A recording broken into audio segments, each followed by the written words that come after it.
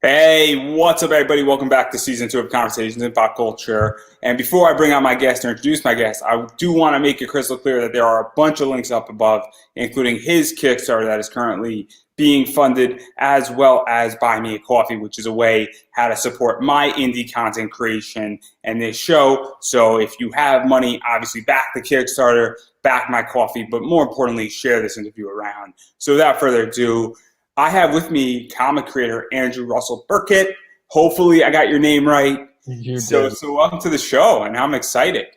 Thanks for having me. I'm excited too. I obviously care very much about the comic I've read and want people to learn about it. So obviously you have this comic going on, and it's called Sam's Scams. And try not to say it 10 times fast because it might sound like something else completely. But beyond going seriously here, it is a 75-page full graphic novel that's in color, and I think it has about 20 days, maybe 19 days at this point left on it. So, what is the basic premise for those who might not have already backed it or are saying, "Hey, this sounds interesting"? What's the basic premise of the comic? So the basic premise is an alien comes to Earth and decides to scam elderly people in Florida in the villages. So I live in Florida and like to make fun of Florida as much as humanly possible in my work. My next project that I'm going to be doing comic related is an anthology of like Florida man stories. So the Florida theme is going to be apparent in some of my comics for sure. And so Sam is basically this pot smoking alien who goes around scamming people. But in the first volume, which is on Kickstarter now, he's basically trying to figure out how to obtain a human partner who he thinks will help make his scams, propelled and kind of make them more valid to these other humans. So it has that human element because he's an alien and he doesn't get fucking human shit. So the idea was to be kind of like late night comedy inspired, obviously swear a lot, very vulgar kind of comic that would just be fun and not take itself too seriously. So like I said, his kind of misadventures of finding a human partner is what the first volume's about. And we're going to obviously dive into this a little bit more in a second here, but where did the inspiration for this come from? Because obviously it is absurdity. It's dealing with making fun of things, but also you have, also some satire, I think it's fair to say, that's in here. And there's some valid points about, old people being susceptible to scams, also old people having money, and well, not every old person is not pulling a scam too, which is very interesting. So there's a lot of moving parts. And also, it's very interesting that's from a foreign eye, which is Sam, who's an alien, versus another human scamming. So, where did all this idea come from? What was the inspiration for it? So oddly enough, I make board games behind me places. But so I started making board games in like 2013, and one of my board game publisher friends and I were talking. My dad was in the hospital at the time, and I realized I wanted to make comics. And I asked him what would kind of be in his alley for what they would publish. And what I typically write, like when I write novels, is about serial killers. So things of that kind of nature, like horror is my kind of genre. So I was expecting that I was going to write something to that end. And so I asked him if that would fit his kind of pitch, and he was like, yeah, that's perfect, that's exactly what we want. And then for whatever reason, I just had this idea about an alien coming and scamming people, and I was like, oh man, I like this one. And it's not even close to what he said he would take from me. So I knew, oh, if I work on this project instead of what I know would get published, it's possible that I end up just self-publishing this. But since I've done board games before, I was like, okay, I'm gonna see what I can do and try to self-publish something a little stranger. But I think the kind of main impetus for it was I've always kind of wanted to do like stand-up comedy or something like that. And for like most of my life, I was too socially awkward to where I definitely wouldn't have done that, and I would have been super afraid. And then when I went to the University of Florida, and when I went to school, I wanted to do business plan competitions, and the first part of that is to do a pitch. So I wanted to do this pitch competition, and they basically were like, you have to talk in front of 20 people in this entrepreneurship club meeting. And I was like, yep, talking in front of people, not going to do that. So I basically didn't do it, and then met with the director afterwards and was like, hey, I have this idea for this board game company. Let me pitch it to you. And I pitched it in his office, and then basically built up my public speaking skills through doing that pitch competition. And then I ended up winning for the University of Florida and getting sent to Chicago to pitch. And I ended up going from not wanting to pitch in front of 20 people to having to pitch in front of 200 people.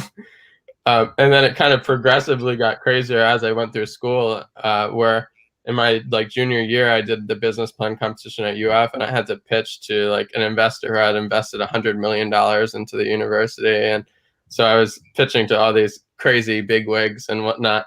And so now I have that kind of sense that I feel like I could do stand-up comedy, but I thought that comics would be kind of a cool way, and I had never seen a comic that kind of played on this humor as much. And so I read in like Transmetropolitan and stuff of that kind of vein, and was like, maybe I could do something kind of in the not superheroes and traditional comics, and do something that's a little funnier and would be more like what I wanted to do when I wanted to do stand-up comedy. That makes sense. Yeah, and so this is definitely a long-winded answer. But I love it, and there's so much to dissect about that. And the point that I want to talk about is that obviously this is something that is different, because absurdity is a very tricky situation. I love absurd movies. I love movies that everything gets sort of wrapped up nice and tidy for the most part. I love absurd books. I don't know if you've read Razor Girl by any chance, which is down in Florida, and it's a great book, and it's complete absurdity, and it's part of the Andrew Yancey, which is very weird because I'm named Andrew and you're named Andrew, so obviously we're biased here. But it's such a bad joke.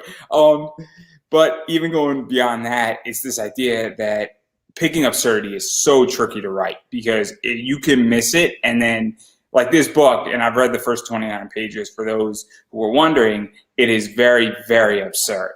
And we're dealing with a whole bunch of stuff. And so what is that like? Because it is going to be more or less tidied up in a neat bow. And not everybody's going to be okay, but nothing too crazy is going to happen in this entire story. Beyond like, it's not like the world's going to blow up, is what I'm saying. Yeah. Yeah, I mean, it's definitely not kind of the superhero intense action sequences and whatnot. It's in a way harder to write, and I think that, like I said, I was, when I write novels and that sort of things in that vein, I always kind of geared towards horror. So going the kind of comedic, absurd route was definitely outside of my comfort zone, and I think that is what I really liked about it, is that I was able to do different things and kind of learn the comic medium in a different way than I kind of expected. And I did, in between working on this, other like anthology submissions and whatnot, so I was playing with a lot of different genres. And even though I like a lot of them, I felt like doing the absurd is difficult, but was also significantly more fun for me than some other things. And I felt like I was able to get a story that would get people to laugh, and that they would enjoy, and might not, be as serious, and might not have, as much punching and, big action sequences that comic books kind of are known for, with like superhero books, but could still kind of share a different and kind of unique story. And so to even get into this now, because obviously I think we're sort of beating around the bush, and let's get into Sam, who's the main character. So he is fascinating, and I'm going to just throw this up right there, where I think that says a lot about who Sam is. So Sam is an alien, and then he has a human skin, and you can sort of see that split picture right there. And what even prompted you to, A, build him as an alien, have him as a human, and then it's his job / mission, and he might have been dropped off, or he might have been kicked off his planet. We're not exactly sure. At least I'm not. And he says, well, I have to report back to headquarters, but I'm not too sure if his alien crew after 36 years wants him back so quickly. Yeah, maybe not. I don't think that that's the key part of this story, but even that idea where he views this almost as a job of scamming people and doing it as a mission, and he's in a human skin, and then also he's pot smoking at the same time, which is also a whole different discussion about an alien, getting introduced to weed. It is just sort of funny. So what was this like really starting to build him? Because obviously we're going to dive into some of his actions without ruining too much. Yeah, so I guess I always thought it was kind of silly how like when people depict aliens, it's the kind of the same green alien, like it's all the same, and it's like somehow aliens have evolved to just look like one thing forever, and kind of behave in this similar way where it seems like in most media that aliens kind of just come to Earth and either want to just fight us, or we do something that makes us want to get them to want to fight us, and that's kind of been the storyline of most alien things, is they're just coming and fighting with humans. And it's like, well, it'd be kind of interesting if their mission was slightly different, that they weren't just killing us, that they're not trying to wipe humans off, but for some reason just wanted to take our money. And then playing with that idea. Even further with him as well, because he's like, I'm working for somebody else, and my job is to make the rich get richer. And so he's viewing it, and it's very weird. I picked this up, and maybe I'm reading too much into it here, but it's almost like on his planet, if he has a job, and we don't know exactly if he does or he doesn't, or if he was sent here as a mission, we don't know his life expectancy or anything like that. But he says, hey, I'm trying to make the rich richer, which is his bosses. And so it's very interesting because it's very humanistic in a lot of ways, where he is doing a job for somebody else, which is then going to make his bosses richer. But I'm not too sure how his scamming humans does that exactly. But it's just that mentality is so fascinating, which goes to show you that these aliens, if it's true, are very much like us. That's kind of another thing that I wanted to play on with the story, is I feel like it's often in alien stories in general, like aliens are these other things. And I think that even when you look at other animals, they kind of evolve similarly to us, and there's a lot of similarities between all kind of different elements. And I feel like if there are aliens out there, that they probably would exhibit at least some similarities to humans. And so I think if there was a smart race of aliens that could learn our languages and could come and communicate with us, that there would definitely be interesting possibilities. But I definitely think that if they were known as an alien, that they would be totally destroyed for science. They would be in a lab somewhere. There's no way we would let them just live peacefully in our society. So I feel like that the human suit kind of goes into that. Like, he knows and realizes when he comes to Earth that the only way he's going to be able to live here is to hide his true identity. So no one can really know that he's an alien. They have to believe that he's this human character. And so he puts on this human suit so that he looks like us, even though in reality he's this weird alien, not a human at all. And to even go further into that, because obviously he puts on this weird thing where he's a human. He's clearly awkward at the start of his career. And I think it's safe to say that we know that I think he wakes up, and we sort of get, I guess, the ending or maybe even the middle of this story in 2071. But then we go back to, I think, 2035 or 2036, I think. And he's sort of looking for a human partner. And I guess he's at his start of his career when he's on Earth. And, he sort of spots this old timer ripping off people and pulling off some crazy scam. And he tries to get him on it. And then that doesn't go well. And then we sort of see what's going on with him and how he might start be raising some suspicions. And there's just a lot of stuff going on. And what the kicker for me, and I think it's what he notices, that the guy, Jerry, who he kills by accident, smells when he was alive, but smells less when he's dead. And it's this crazy sort of statement where you're like, oh, this is how this book's going to go. And so it's very interesting how he's interacting with people and how he thinks he needs a human partner to pull off the biggest scam ever. And yet he doesn't know exactly how fragile humans are. And it's also very cool to get that learning curve in there.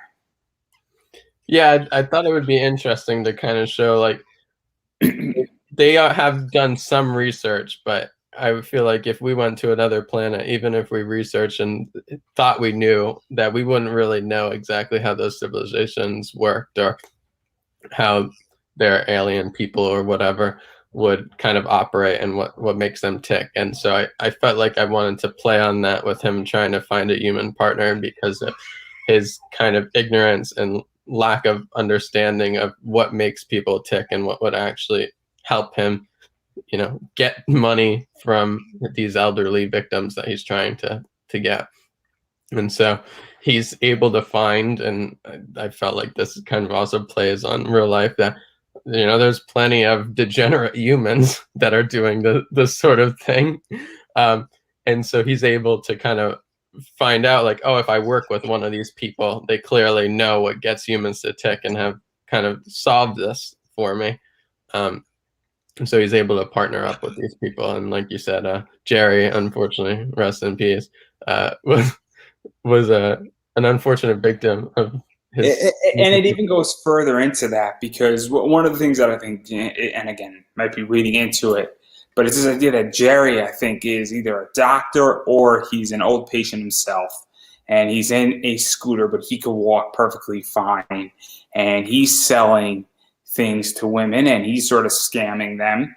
And then obviously that's what's picking up, and that's kind of what gives, you know, Sam his ideas. And it's this entire thing of even just targeting old people, and old people are more susceptible to scams, and that's real in life. And then obviously I'm sure, and there's plenty of things where I think older people wind up getting scammed.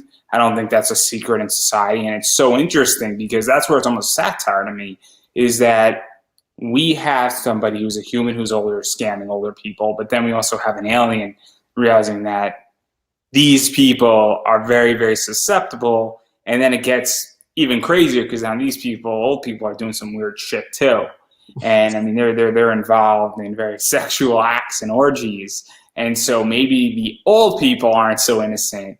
I mean, they hand somebody and Sam, you know, somewhere in the middle of the book, some oranges, and it says orgy on the oranges. So it's kind of just like this entire dynamic where now it's like, okay, you're pulling a scam on people who are not pure innocent people, but are into some crazy fuckery, for lack of a better word. And it really raises questions. I mean, I can tell you, I have a bunch of questions about this book, but also people are complicated. And not to get, you know, into, you know, people are kinky is where I'm going with this, and not to like make this a sexual podcast, but it's sort of cool when you're scamming people who are not so innocent.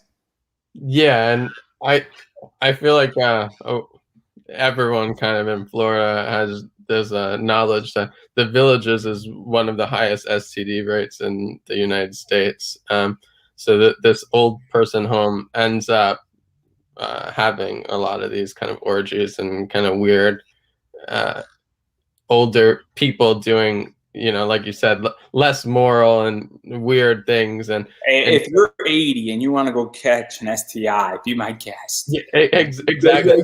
You're long past your prime. And I guess that's what they think. So that's why their STD rates are ridiculously high in the Villages. But I thought that would be kind of interesting to play on and to include. And I thought that in the comedy format that you can include it a lot easier than anything else. So I was like, oh, that would be a kind of funny transition, as if he ends up going there. But you know, it's also real. That's the other thing too, is that, you know, the saying is that fact is stranger than fiction in a lot of ways. And this is real, where I didn't know the Village was an STD, STI, you know, hot spot in you know, the United States, at the very least, and possibly in the world. But I do know that, you know, weird shit happens in old homes. You know, things get interesting. There's plenty of love triangles. You can make an entire soap opera out of this and never run out of content. where, I mean, there's a great Malcolm in the Middle episode where Reese is working in, and then Reese is trying to hook everybody up, and he winds up creating 20 love circles out of nothing within minutes, and then he's completely shocked at what he did. And it's really, really funny, but it's also very real.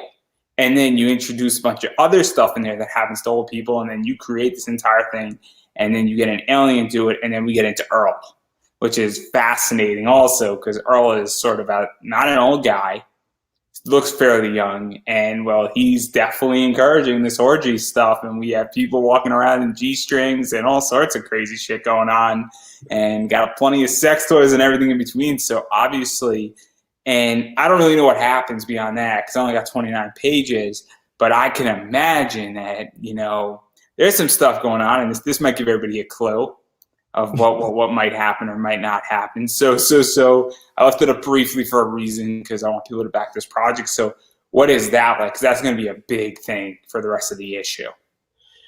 Yeah, so it definitely gets crazy. It's the first 29 pages are certainly crazy, and it gets crazier, I guess. But I wanted to incorporate what I thought would be real life, and so I'm sure this one I'm not 100% factually sure about, but you don't have firsthand experience. Yeah, exactly. But I'm pretty confident that there's some entrepreneur out there who's tuned into the fact that there's a bunch of STDs in the villages who's like, I could sell them some shit. And so I thought that would kind of have this weird character who just comes in there trying to make a quick buck would kind of work with the human element, because I can guarantee that someone somewhere has been like, I can make money doing this, and will sell whatever would make them money. I know plenty of entrepreneurs who are like that, who will just sell whatever makes them the most money. And so I thought that would be kind of this character. It would be his next human partner would be the human who's just trying to make money as fast as possible, only cares about money, and that's kind of his whole MO. And then obviously there's the entire reaction and interactions between the two of them. Sam is extremely vulgar. Sam is just as bad probably as Earl. And I'm sure that it's going to be very interesting what's going on. And I sort of threw that thing up there, and that may or may not be where it's going or just what Sam is thinking. And obviously it's very interesting. And remember, guys, this is a coming of age story, okay? That's all this is. It's a coming of age story for a scammer. I want to make that crystal clear. That's all this is. It's not a bad story. It's a perfectly healthy coming of age story for Sam. So that's all this is. And so I don't want to talk too much more about the actual story because obviously there's a lot going on and it is absurdity. And if we start diving more into the weeds, I think I spoiled a little bit, but I don't think I gave too much away. Because I think the next, 35 pages or so, if we start going through some of that stuff, what's going to wind up happening is it ruins the absurdity once you know of it. Yeah. Yeah, I think that there's a lot of content in this kind of first volume. So there's a lot that people will uncover, and I wanted to let them – I have kind of released the first few pages, the first like 28 or 29 pages on my website as well, so that people can get an idea of what the story is before they back it. And so I want to tell it because I want people to actually back it. I want people to say, "Oh man, it sounds super interesting," and let me back it. But what I'm curious about, because now I want to dive into inside baseball, because I love the business side of comics. I am. I don't know how much you know about my background, but I am on the comic book investing side, and I'm in the speculation market. I buy and sell a lot of comics every year. And I buy everything from a $10 book to, a $400 book and everything in between. So I am curious. And also, obviously, for those who don't know, I'm booking a variant sometime in the next 6 to 8 months. So I'm about to get into the business side and creation side as well. So I am curious, why do a 75-page mini graphic novel or small graphic novel versus a 24-page book? Or even like a 30-page book, because obviously in full color, because it's a little bit of a different market. Yeah. And also there's good things about it and bad things about it, but it is definitely sort of 3 comics in one. And there's more risk to some degree with it as well, but there's also less risk because you don't have to worry about story breaks as much. You only have to worry about 1 story break versus 3 story breaks. You only have to do 1 Kickstarter to get 75 pages done versus 2 or 3. So obviously what prompted that? Because there's good things and bad things with that model. So I actually wrote it as 3 issues. So it's written and has semi breaks within each issue. So the first issue is 28 or 29 pages. The second issue is like 20 pages, and then the third issue is like 28 pages or something like that. I was going to just launch the first issue, and kind of it got delayed between me working on a bunch of other projects. Like I said, I do other board game stuff and whatnot as well. So I had another Kickstarter that was coming up, and so it was delayed anyways. So I started working on the second issue, and by the time I did that, I was like, I'd rather, instead of doing 3 separate Kickstarters, I'd rather just wait a little while and get a few issues under my belt. And also I thought it would show a little bit more that I'm invested in this to our backers, and that I'm going to keep making content for this, that I've already made 3 issues, and there's like just 1 issue, and it's going to go away forever. So obviously you've done other Kickstarters for board games. I don't know if you did another Kickstarter, if this is your first Kickstarter for a comic, but Kickstarter is a fascinating platform, and it's good and bad in a lot of ways. And obviously doing more Kickstarters can be extremely beneficial, but it could also be very difficult once you get to the second or third one, because people will back a first issue, but then they might not come back. And people might come into the second one wanting the first issue, which you could always reprint, but then it just becomes complicated and it can become a very big business headache. And so how do you feel about Kickstarter even in that regard? And then I have a follow-up question that's sort of relevant to this. So I co-published 1 comic, a graphic novel project that was kind of similar length to this. It was more of a mini, like 75-page graphic novel. I have. But that wasn't crowdfunded, right? It was, but I was through. My friend Andre wrote it, and I was just the co-publisher. So I just helped facilitate the Kickstarter mainly, and then he helped deliver the rewards, and it was all under his Kickstarter account and whatnot. And I did the same with another board game project. So with those, I've done like 7 projects that I've successfully funded at this point. And then the 8th is Sam Scams. You know how complicated Kickstarter can be. Yeah. And obviously comics and board games, while they're cousins, they are different. Correct. And so the board games honestly get significantly more. We're going to talk about that. You know where I'm going with this. I think you do. Yeah. So board games get significantly more backers and raise bajillion more dollars than comics. And so the main reason, honestly, that I added it as 1 trade is I could afford and wanted to make the 3 issues anyways. And so even though it was more money up front paying the art for 75 pages versus doing 28 pages, I didn't want to spend the time doing 3 separate Kickstarters. You do also think that it was just time, and also it's the idea that if I do 3 separate Kickstarters, I have to do issue 1, then I have to fulfill issue 1, and I'll give you the scenario, and you can stop me at any point. But let's say all the artwork was done, and you just broke into 3 issues. You can't just, as soon as you do a 3-week or 4-week campaign, and then as soon as that's done, jump right into issue 2 without it being delivered. You got to sort of get it delivered out to printers, and maybe you could have a turnaround time of 6 weeks from when, the Kickstarter ends and get it out, which is pretty quickly. I think you would agree with me on that. If you have a 6-week turnaround time and you're running a Kickstarter, that's massively impressive. For anybody, it's very impressive for a bunch of comic companies to do a 6-week turnaround time in general. So obviously, but then as soon as you're done with that, then you have to wait another 4 weeks for the next issue to get done. And so now we're looking at, maybe a year worth of work, I think is fair to say, versus if you did all of it at once, it's already in a trade paperback floppy, and there's no single issues to have to deal with. You eliminate 4 projects and you put them into 1, because at some point you would have to put it into a collected edition, which is what people want after a while. So I think that it's just massively in which that you basically saved yourself a lot of time. Correct. And so when my goal was always to do 4 Kickstarters a year, and that's between my other projects. So I sign board games and produce board games.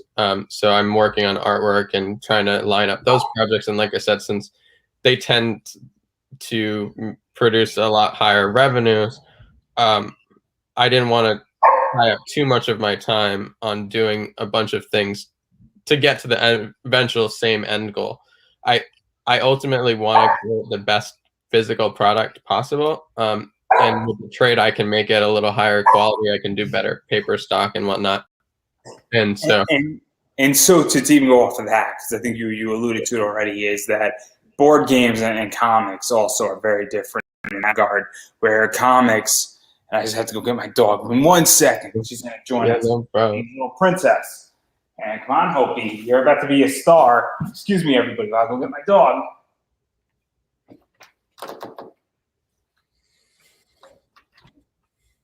Okay, Hopi, we're about to do this.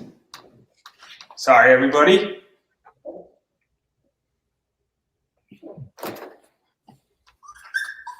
She's not happy.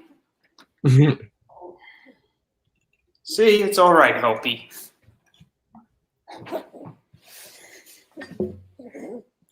Okay, so as I was stating, I say hello, Hopi. What's up, puppy? She's a princess, is what she is. So as I was stating, obviously board games tend to do very well on Kickstarter. Comics can do well, as we've seen with Keanu Reeves, Scott Snyder. I know a bunch of people like Tom Hutchinson does very well. And so, but why do you think board games do better than comics for the most part? I think that's a fair statement. Yeah. So I haven't checked in the last few years, but as of a few years ago, board games were like by far Kickstarter's largest category. They raise more money. The average project backer count is higher than other categories. It kind of like unanimously. So comics, for those who don't know. Comics is one of the growing platforms on Kickstarter significantly by far. It's also one of the only platforms that grew during COVID. It's also one of the only platforms that did really well while every other sector did not do well. I don't know about board games. Board games might have been very similar because people who like board games spend good money on it. And people love board games, and which that it's just a type of person. Because I don't know if you know who Tyler Carpenter is, but people in the comic world have money. People in board games have money. People who play Dungeons and Dragons have money. It's just that they're not going to shout their money for something stupid and ridiculous, and that's not, good quality. Including myself, I spend good money on comics, but I'm expecting a certain type of quality with it. So, but continue. Sorry for interrupting. No, absolutely. I think that's kind of key. Board gamers, I don't want to say they're snobby, but we definitely care about the quality. I've definitely bought projects where I was like, where did they manufacture this? What did they do? Also, it's the idea behind it as well. Correct, and making sure the game mechanisms are something that's interesting and not broken. And so I went from some of my projects I designed myself, some of them I published from other designers, but when I was doing projects for board games, the average backer count is higher. And I think a big part of that is honestly just the community around it. So there's a ton of Facebook groups for board games and sort of other online communities. And I feel like just a lot easier and less likely for creators to just talk about their own project. They're talking about other games. So to even talk about that, because I post in a bunch of groups in the comic realm. Yeah. And one of the things that happens to me, and I might get flack for this, and it's okay. I'll take the hit on this. This is my idea, so I'm going to take the hit on it. If you get in trouble, they can all blame it on me.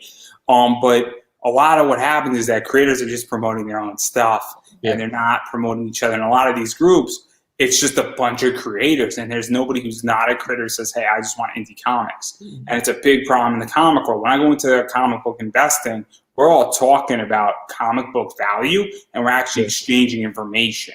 And it's a big problem, I think, in the indie comic world.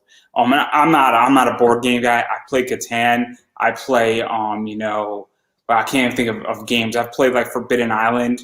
Okay. I played those games. I've played I forget the castle game that I played. A fun game where somebody's the Black Knight and is trying to kill everybody. I forget the game's name off the top of my head, but I haven't played in a while. I know Santine Phoenix, and I backed her project just recently, and she's definitely like the queen of D&D. And Yeah. so I'm not as familiar though, because I'm not a big board game player. But I would Yeah. imagine it's very different because people are actually talking about the game and not, man, my project's coming out. My project's coming out. That's what comics are right now. Yeah. So I think that's the big issue, right? So with board games, I think you have a few excuse me, a few things going for it. So one, just naturally, there's some board games that you play solo, but for the most part, board games are a communal experience, right? Like I'm getting around the table and I'm playing with other people, and so that social experience. You're trying to screw your friends from not winning in a board game. Yeah, exactly. So that experience is kind of shareable, right? Like I'm already sharing it with the people at my table, but then if I open that up to an online community, I can say, hey, look, I'm playing this game right now, and then people who have also played that game can talk about it. I feel like a lot more avenues for people to get into discussions. And I think with comics, I found that in some of the groups, some people will ask for recommendations and talk about books they're reading and what they're excited about. But there's a lot less of that than the board game industry. And to be fair, I honestly think other creators in board games, like as a creator, I will talk about other people's board games to help them. And I don't see that as much with comics. I think there are some. Problem. It's a big problem. So I run a small comic group, and the whole point of the group, and I'm very open about it, is that I just need a pipeline to interview people. That's the only reason why I created the group. There's a few other podcasters who use it too, and the only reason why I have creators is because I'm running out of people to interview, and I just want a bullpen to pull from at any given point, and they post their projects, which makes 100% sense. So for me, my group is a tool. I don't really care what's in my group. Minus, I just don't want anything eBay posted or any sales. But if you want to post your project every day, I'm okay with that. Because I'm just looking saying, okay, who am I going to interview and where can I pull from? Because I'm trying to do my show. And then if I could spend 5% less time having to find guests, solves the problem for me because that's 5% more I can do what I want with. But a lot of it's also exchanging of things in the comic world. And I don't know, again, about board games, but I go into other groups that have nothing to do with this, and there's less of that. And I think it's a big problem. And I think that also, it's that, and also, it's just also there's a lot of just looking for support to get my project overfunded in these groups as well. Where I think with board games, there's just a discussion about, hey, I'm playing this, and after the game is funded, people want to play it, or they say, hey, where can I pick it up now that it was funded on Kickstarter because it looks like a lot of fun. Yeah, and to an extent, it's easier to get into distribution afterwards because obviously with comics, like if you're not in Diamond, you're nowhere. With board games, there's like 5 main distributors. So even though it's difficult to get in there, there's consolidators that sell to distributors. And so it's a little easier even after the Kickstarter process to sell board games. But I think it's more difficult from a manufacturing perspective, right? Like a comic book, for the most part, like if I wanted to, I could go print this in the US or Canada, and it might be slightly more expensive than if I, went and printed something in China. But for a comic, that's feasible. For a board game, it's not. So I have to print in China for my games. It's just like 100% a necessity that the US manufacturers cost 3 times more, and I couldn't sell the product for enough money. So I would lose money, and it just doesn't make sense. The only time you could do it in the US is if you did over $100,000 on a Kickstarter. And even then, the margins would be so tight. Yeah. And so with big board games, and the bigger the board game, and the less feasible it is. So the more different components, China's just more adept to making that kind of stuff.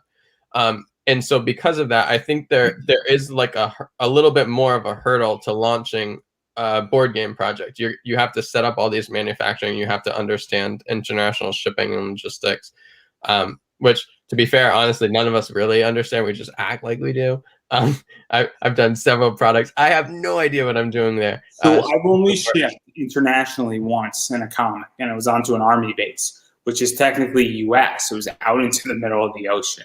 So you're shipping a $200 comic book out into the middle of an ocean to a Navy officer. Really cool experience. Technically, it's U.S. soil, but it flew over an ocean. And I don't know if anybody knows how that works. So briefly to explain how that works is the way the mail works on a U.S. Navy ship is that they bring a bunch of mail to the closest Army land base, and then the post office has a helicopter, essentially almost like an Army helicopter that lands on that Navy ship with your mail. It's super cool. And it sounds crazy where it is airdropped essentially. It's not airdrop, but that and it's got the post office colors. It's the only helicopters the post office uses, and it's super cool. I didn't know that. The Navy guy, I don't know if he was an officer, he was super stoked. Very cool thing. But I will never do it again because it is so complicated and it is so just like, how do you do this? And it's very, very expensive to ship internationally. It wasn't even that expensive. Maybe it was like $5 more, but also I'm shipping to a Navy ship. Yeah, to China or India. But so normally the post office can handle that kind of stuff. It's more when you're going like, I've shipped my board games to Afghanistan. I've shipped them to Singapore, all kinds of places. So it's easy to ship to Canada. It's a little bit expensive, but Canada is not that hard. It's shipping to Afghanistan. The UK is a bitch to ship to, but it's probably not that hard because it's so Western. It's when you start shipping into Eastern Europe and beyond, it gets a pain in the ass. And it's a lot of money and customs forms and all kinds of stuff. And so I've done this before, but like what traditionally happened with board games, because they produce more money, is you basically just say, hey, Chinese manufacturer, send these games to like 5 different hubs. So I would send it to a company in Australia, I would send it to a company in the UK, and then they would deliver the rewards to the backers in those countries. So I never actually physically touched any of the Kickstarter inventory. It went to all these fulfillment companies. And that obviously is expensive. But for board games, it's more feasible. With comics, you would have to raise a ton of money for that to make sense. But so that's kind of how that always worked, and it's a lot. It is certainly a daunting challenge, and I think that might possibly add to the camaraderie with other publishers. Like, they understand all these challenges, so all of us kind of relate to one another.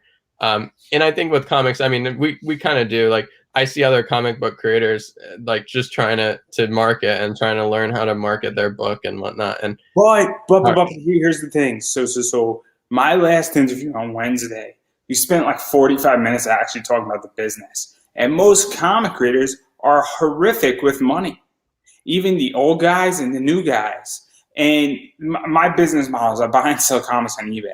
So if a book cost me $100 to buy it when I bought it and I sell for $200, eBay takes 13%. Shipping is $10. So I immediately take out about $40 off of that. Then I pay myself back, and then I'm left with $60 to $70, and I immediately pay myself the $70. And so nothing is growing. But then, all of a sudden, because I understand that I have to pay myself, a lot of comic creators, they don't do that because they don't understand. And maybe they make their bonus money at cons because they overprint their book and sell it at a convention, just the cover A or some of the covers on the Kickstarter, and then they're done. But it's the idea that a lot of them aren't making a lot of money from comics. I know people who have made like $50,000 on Kickstarter, but they have 15 books that they had to pay in print. It's expensive. Mm-hmm.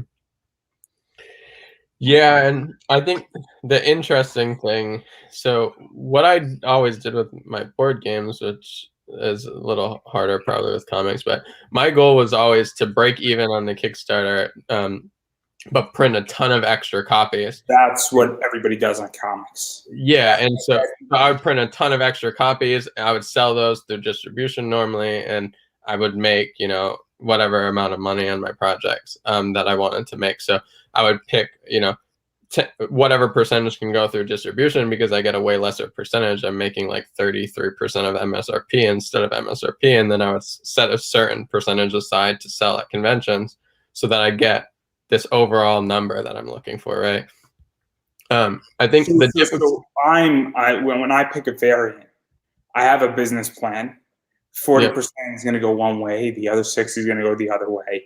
And the goal is to break even as quickly as possible and then have enough inventory that then I could sell at leisure for whatever price I want to. But also what I want to do is I want to sell as much as I can very quickly, but I don't want to oversaturate myself. I have a number that I want to hit between what it is, and depending on the artist, that dictates, but I want to hit between two numbers, because anything below that number, so I need to, if the entire expenditure is $1,500, I need to make over $2,500. Otherwise, it's not worth my effort and time.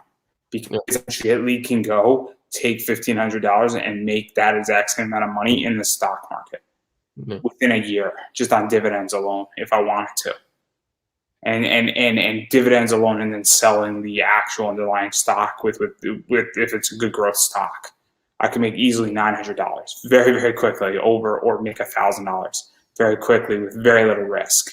So obviously I have to hit a certain number for it to be even profitable for me or worth my effort. And so that's something that I think a lot of comic creators don't understand, is that they don't understand the business side of it. I think you understand that you have to hit a certain number so that it makes economic sense for the effort that you put in. Yeah. And I think the other difficulty that I see a lot with excuse me, comics is you have a lot of creators that aren't able to sell in large volume, right? So you have creators who are printing in very small volumes and paying really, really close to what they sell their comics for. Like I've talked to comic creators that are selling their comics for like $4, and I asked them what it cost them, and it's like $3. I'm like, yeah. And also, you see indie creators selling a book for $10 at a con. I've been to a con where somebody was selling me a book for $10, and I'm looking and I'm saying, I legitimately can go on Midtown Comics, buy my books, and buy Batman for $250. And so I could buy 4 of what DC, IDW, Marvel, and Images books, which are by top people, and you're brand new. I get that you're indie, but you're printing these are really expensive if you want to make 50% margins. And my problem is that $10 for an indie book is super, super pricey if it's a 24 or even if it's a 30-page book. Yeah, and it's a big problem.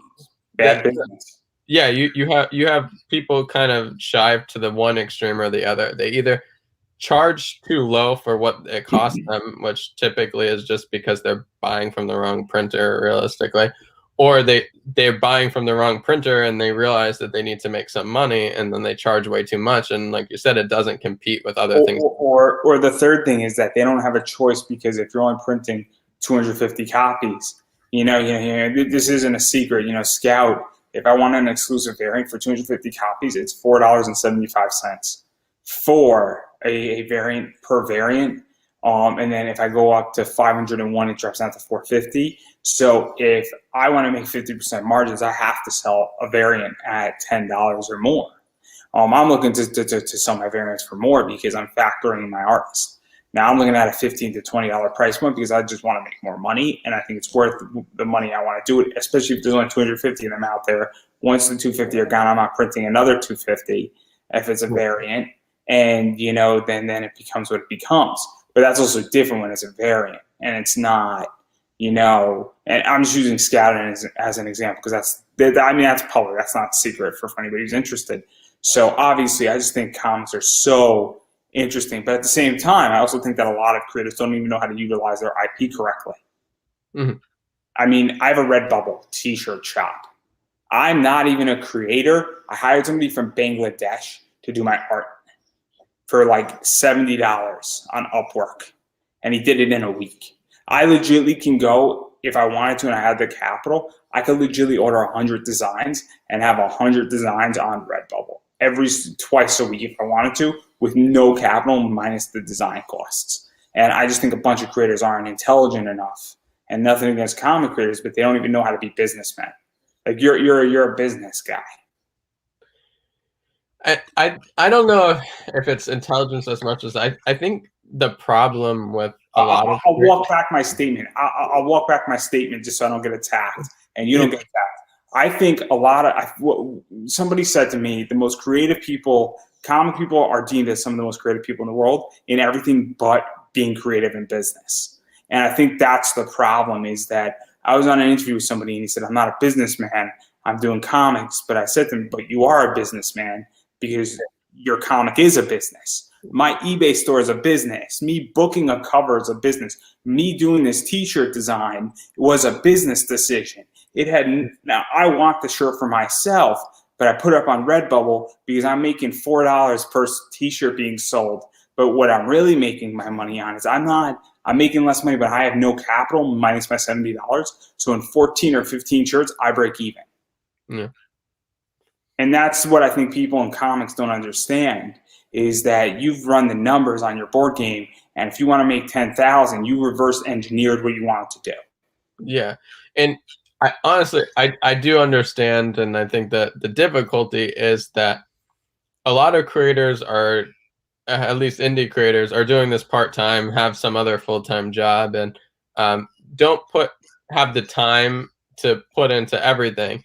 And I think that it's easy, and a lot of creators end up swaying towards, let's do the thing I like, which is creating stuff, and then don't do the things that aren't as fun, like learn how to market their product. Or And that's why they need to hire a business partner who wants to do the marketing. So I love marketing Kickstarters. I love doing podcast interviews. I love booking people on podcasts. I love understanding how to get something in front of somebody's eyes and doing social media content. And it's like people should be giving me a piece of their Kickstarter. And if I do what I want to do, which is grow a 30,000 email list, you better give me a piece of your Kickstarter, whether that's 10% or 5% is up for grabs. But if somebody has a 50,000 person email list and you're not paying them or giving them a piece of your Kickstarter to put their name on your email list, even if they blast out your email list once and you get funded in an hour and you get funded legitimately $10,000 on a $5,000 project, it's worth the 10% or 15 or even 50% you gave them because it made you. And if they blast it out again, I mean, and that's what I think creators just don't understand, is they don't want to give up more of their work. But guess what? You don't want to give up your work when you're the creator. But if somebody's bringing you an extra $5,000 and all you have to do is give them $500, or you give them a piece of the IP, where if we sell this IP to Netflix for $1 million, you're getting a $100,000 check. I mean, it's a no-brainer because you just became made. And I think that's what people don't understand in this sector, is they don't want to give something to not a writer or the artist. And it's the stupidest thing, because sometimes in life, the most important person is not the writer or the artist on a comic. It's not. It's the person who actually got you funded. yeah, I mean, ultimately, in my day job, one of the most important people in the organization is the sales guy who sells all of our shit. If he didn't exist, then my job wouldn't exist, and 99% of the other jobs in the company wouldn't exist. Sales are obviously the key with any business. Obviously, in creative industries, there's a lot of people who are willing to take bigger risk, and some even willing to lose large sums of money just because they want the vanity of having their name on something. Which again, I get, as a creator, I definitely want my name out there and understand why people are so adamant about But nobody, I'll give you an example. I'm just going to throw this out there. If I legitimately had an email list of 20,000 people, I don't want my name on your book. I just want an equal share or an equal distribution component of it. That's called the back end. I don't need credit for your comic book. I don't need credit on your board game. But you know what it is? If all of a sudden we're selling $30,000, I deserve a piece of that. If I brought you to the dance, and if you give somebody a piece of that, what you're essentially saying is, you're saying either I'm going to pay you up front, or I'm going to give you an equity position, which is just another way how to structure it. Look at Image Comics. Fiona Staples and Brian K. Vaughan have an equity split in Saga. If he paid her instead per page, it would not be as a lucrative a deal for her versus equity. Equity, and this is what I think indie creators don't understand, is they don't understand equity versus pay. Pay is great if you want to own it, but sometimes equity is better if it saves you $3,000, and maybe the equity deal in the future is going to be worth $18,000, and it will only cost you $9,000 to pay your artist, but now you have that $9,000 to actually pay somebody to market your project. So you may, yeah, it's super important, and I think it's weird kind of with comics that it's not as prevalent, because I think that with board games it's a lot more common, like Backer Kit even, and Gelop and all these kind of marketing agencies, because the dollar figures are higher, will work with board game kind of creators and do Backer Kit is now big. So I backed in the last year some pretty big projects. I backed the Vinica by J.P. Roth and Dawn Mateague. I backed the Tony Shalhoub from AEW's book, and both those projects did over 100,000. I've also backed Tom Hutchinson, who typically on average is anywhere from 28 to 34,000. I've backed, I'm backing Isaac Fox, which is probably going to cross about 25,000, all said and done. But then I've backed projects that have crossed maybe like 6,200 or 2,500. And if you look at the projects that have crossed bigger numbers, it's either that they were marketed very well or those people have big followings. Like Dawn Mateague and J.P. Roth really didn't market anything. I backed Santine Phoenix's project, and that had little marketing, didn't have a lot, but obviously Santine is well known in the community. Mm-hmm. There's also a lot of press behind it. A lot of very, very famous people were involved in that. Same thing with the AEW project. So, but the Dawn Mateague, she just has 70,000 people who like her. J.P. Roth has a lot of people. Ebass was involved in that. And there was other people, and obviously I was pushing it out hard, and people from Zenoscope, who Dawn works for a lot, were pushing it hard, and Brian Polito pushed it out hard.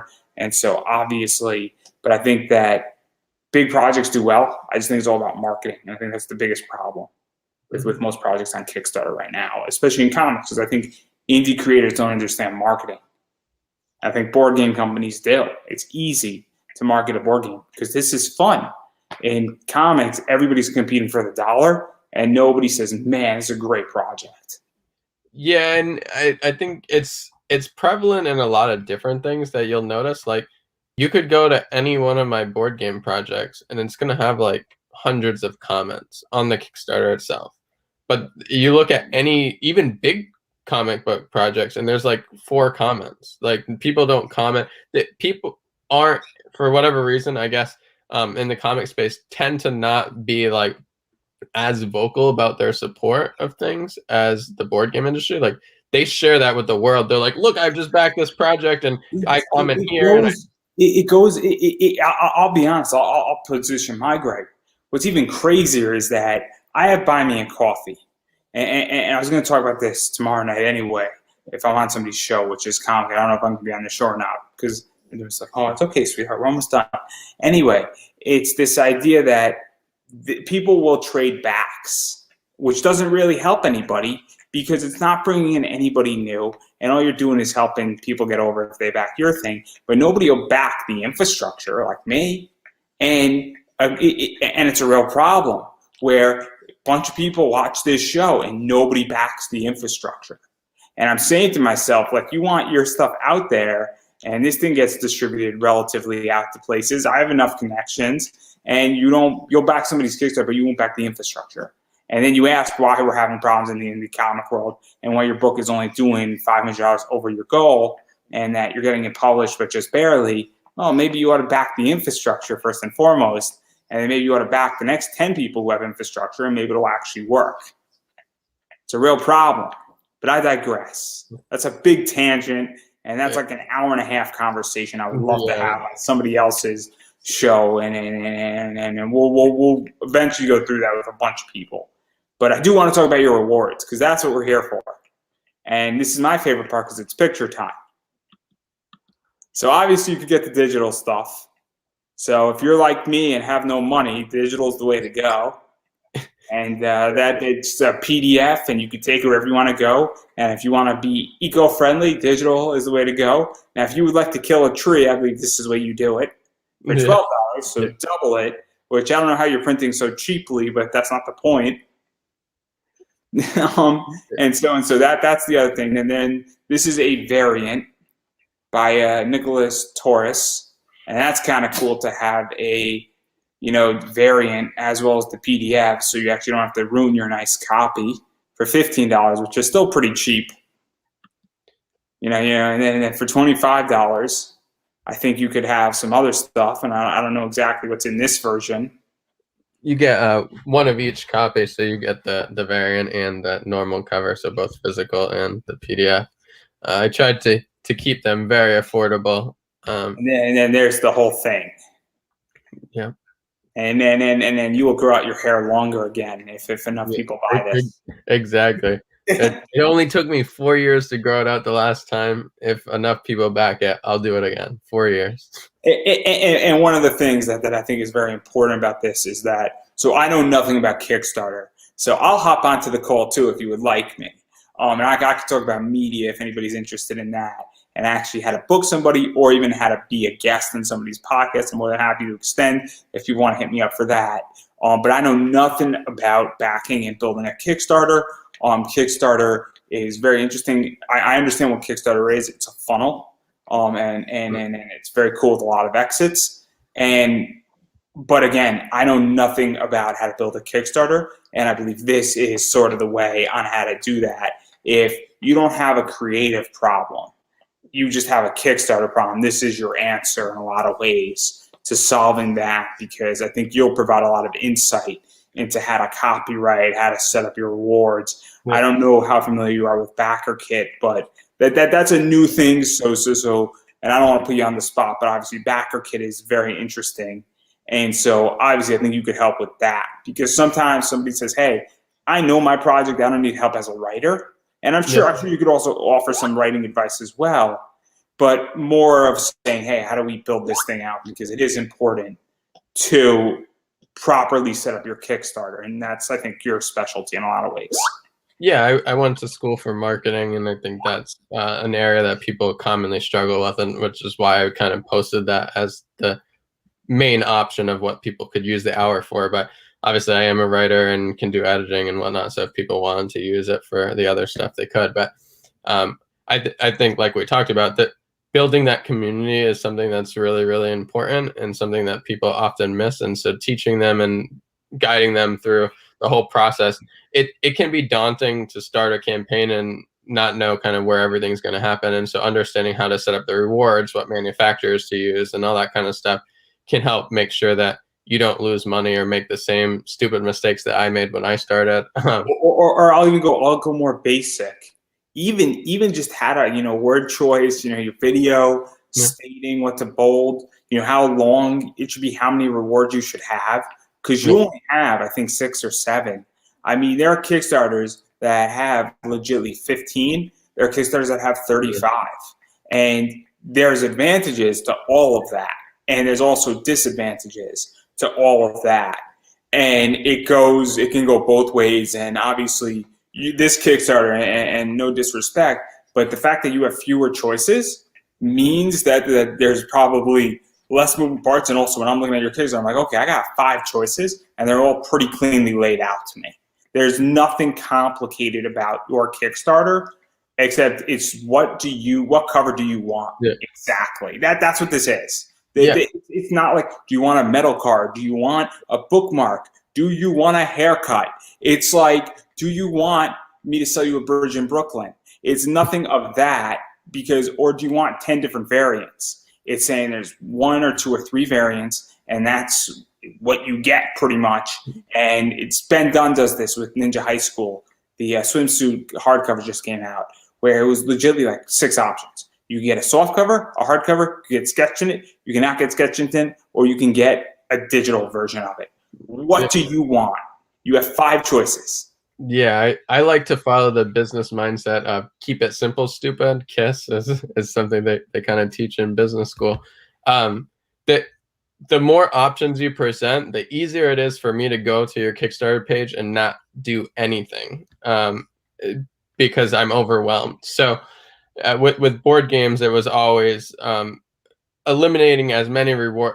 I mean, it's the same with writing or anything. You wouldn't write 8,000 pages of a story when it only needed 80. You dwindle it down and get it to where, you know, it's the most punchy and the best kind of pacing you can. And it's the same with Kickstarter. You want to make it as simple for someone to buy your thing as possible. And so eliminating some of those needless reward tiers that one person's going to back makes it easier for me to go to your page and say, all right, that's what I want. Versus looking and being like super overwhelmed. And I'll throw this out there is that if you have a lot of stuff, this is what backer kit's for. Because once somebody has already pledged, this is called the upsell. So yeah. I love funnelytics. I love funnels. I understand funnels. I'm going to be building a business on a funnel, and there's going to be an upsell, but I want to make my entry point super easy. Because once I get you in, if you don't want the upsell, I already made the sale. Yeah. Because once you make one sale and you're committed and you are not interested in any of the upsells, that's cool because I made my sale, but now I have all your information and you can come back and buy these stuff later. And that's the same thing. This is what BackerKit does very, very effectively is that you could buy something for $10 and you say, oh man, you know, I did want that $20 variant. Let me add it on. And that's when you can have the whole kitchen sink, everybody. That's when you have the whole kitchen sink. But that's just my view on it. But then again, if you actually have an eBay store, you should do the exact opposite. You should have as many products as possible because you never know who's looking at your eBay store. There's 350 million people in the United States at one point or another. And I have a product under the sun. I think that's why people probably put so many reward options is like on a lot of platforms, it would be better to have more. So I'll give an example. Sorry to interrupt. Your Kickstarter should not be Target or Walmart. Your Kickstarter should be, I'm trying to think of a store that sells, it should be your local ice cream shop that has 10 flavors. That's what your Kickstarter should be, I think. It should be your local ice cream store that has 10 flavors where you have enough of a choice, but you don't have an abundance of choice. Or maybe you have 6 choices or 8 choices. So you have some choice, and your backer kit should be Target or Walmart. Yeah. My eBay store, an eBay store should be Walmart or Target. It should not be choices on an eBay store. That makes no sense. It's shotgun. The more products you can put on eBay or platforms like that, the more you could potentially sell. And I think add-ons and like you said, BackerKit is the perfect way to do that with Kickstarter. So someone goes to your page, they say, I want this. They have a super simple choice. They buy it, and then they say, oh, there's these other things I can buy later. Like you said, once you already have the sale. I would love to test this. I would love for somebody to run a 2 reward tier Kickstarter. The digital and the physical. Then they BackerKit the shit out of it. They openly say that, hey, I am legitimately giving you a digital choice and you get no access to BackerKit, or you get the physical cover A, it's $5. They're going to make no money on the cover A, or they'll make 50 cents on the cover A. And I have a feeling, and I could be completely wrong, and maybe I'll test this. And I'll be more than happy to test it if I do a book. You BackerKit the shit out of everything because I think it makes so much more sense. And I think that's the answer. I think it's a whole different way to look at Kickstarter. And again, I've never run one, so I could be wrong completely here. But I mean, I think that's a crazy hell of an idea because what it's really doing is that you're getting everybody into your BackerKit and you're giving them everything they want at the very end, and you load it up like crazy. But what you do, and this is where I think this is where BackerKit fails, is I would love to have a timed BackerKit. So I would love to have a BackerKit round 1, 2, and 3. Because I'll explain. So you have BackerKit round 1 is 7 days, and then you release another BackerKit 7 days later with different products, and you release a third one. That'd be interesting. I think that would work super well to get people to not be as intimidated with as many choices. There's significant psychological studies to prove that when you have too many choices. If Kickstarter hired me, I would change the way Kickstarter would do business with comics, and I think I would make them more money they could possibly ever fucking imagine. I think I can add value to Kickstarter about $5 million in the comic industry with about 5 changes that would take maybe 5 weeks to implement. I mean, that's just the tip of what I have in my head. I'm figuring out, and I've never run a Kickstarter. I just understand how to do this, and maybe I'll write to them and say, "Hey, I got an idea, guys. Maybe I'm going to make that email happen." But anyway, enough of my ideas. The Andrew idea hour is over. Unless you want to take over, and your name's Andrew too. So I mean, it's all up to you. This is Hope, guys. She's not happy with me. I just don't want her to bark. But anyway, I do want to talk about one more thing, or maybe 2 more things. I am curious about cons with you because obviously you did a comic with co-publishing it, and then you also have done a lot of board games. And I know board games sometimes appear at Comic Cons. They have their own cons a lot of times, and they also appear at anime cons. And I think you've done a bunch all collectively. Yeah. Right? Yeah, I have several board games at this point. So my point is that you've been to a bunch of cons. I think you've been across the board. And so I am curious because obviously New York Comic Con is happening this year. I know you're down in Florida, so I don't think you're going to New York Comic Con. If you are, I don't know, are you? No, not this year. I mean, you might be doing MegaCon, right? Something like that might have been in the cards. Yeah, normally I do a lot more local stuff, but Florida has a bunch of cons. So my point that I'm getting to is that where do you think the con world is going? Because obviously cons appear to be back, but also I think it's safe to say that they're never ever going to be the same again.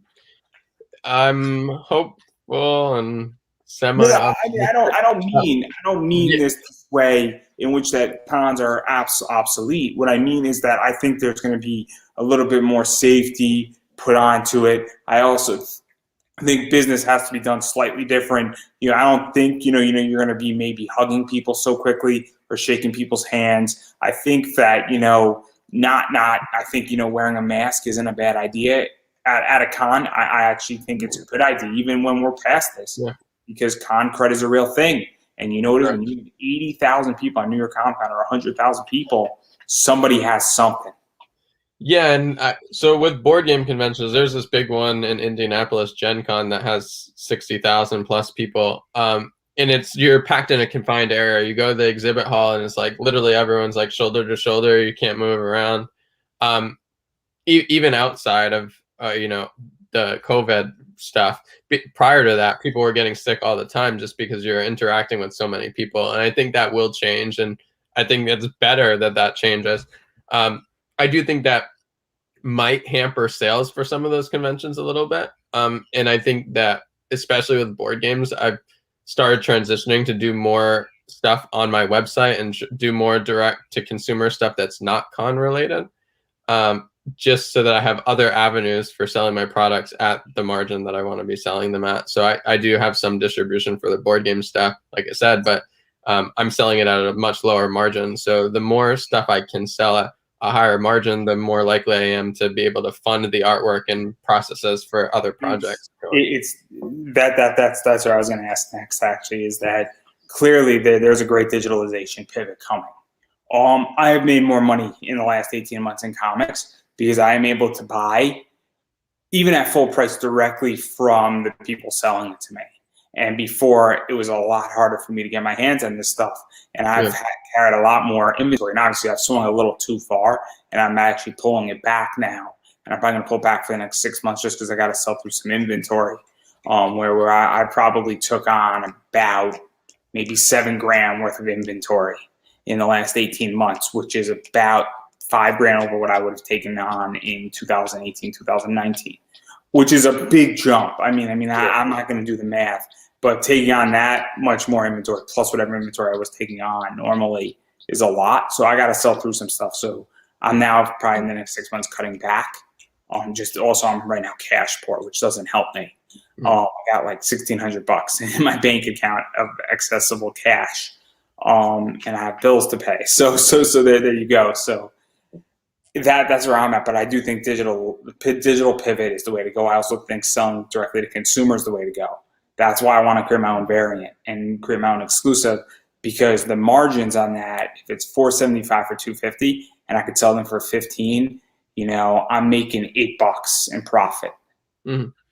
Even with factoring in the artist fee, I'll take out, if I have 250, it's maybe $1.50. I'm making like $6.50 per book in profit, which doesn't seem like a lot, but 250 times $6.50, it adds up relatively quickly.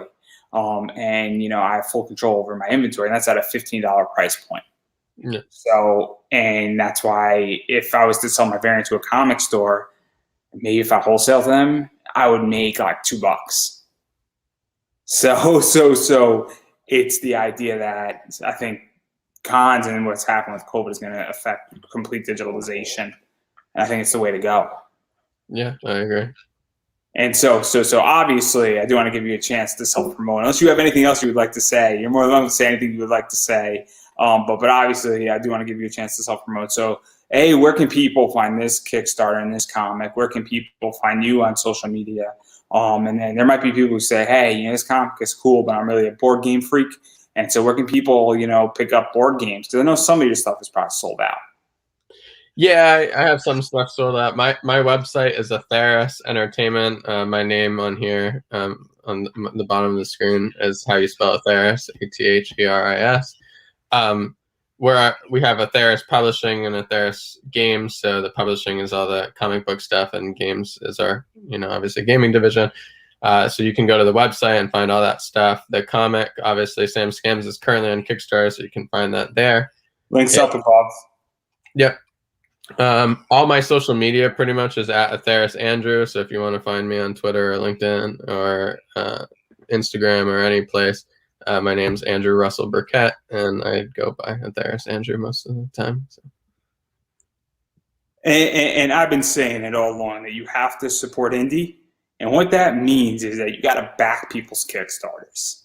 Whether you're back in digital, you're back in physical, you're pledging without a reward, you're picking up everything.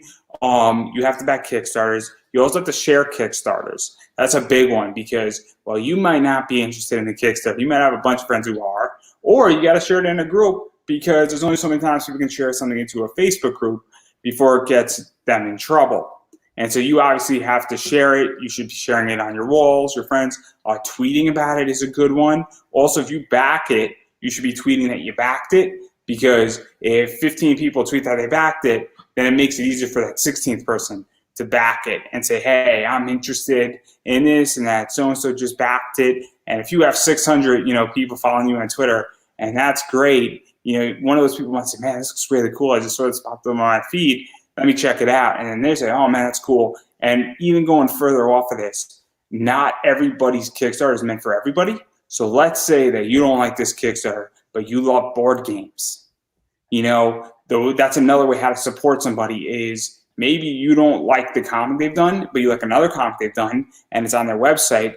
Buy that comic on their website. And that maybe doesn't help the Kickstarter per se, but it helps that artist because sometimes people take money from their other books and then put it into another book, and it goes a long way, or it helps to pay their electric bill to make something happen, or it helps to cover, some of the costs that they maybe had to outlay for art.